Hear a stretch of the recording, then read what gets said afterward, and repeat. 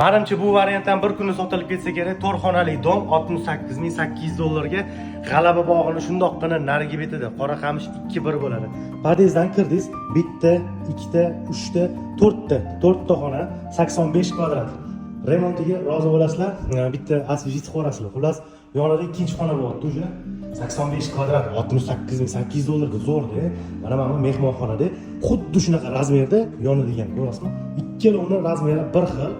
Sanuzelda razdelni mana. Yo hojatxona bo'lsa, yonida yuvinish xonasi.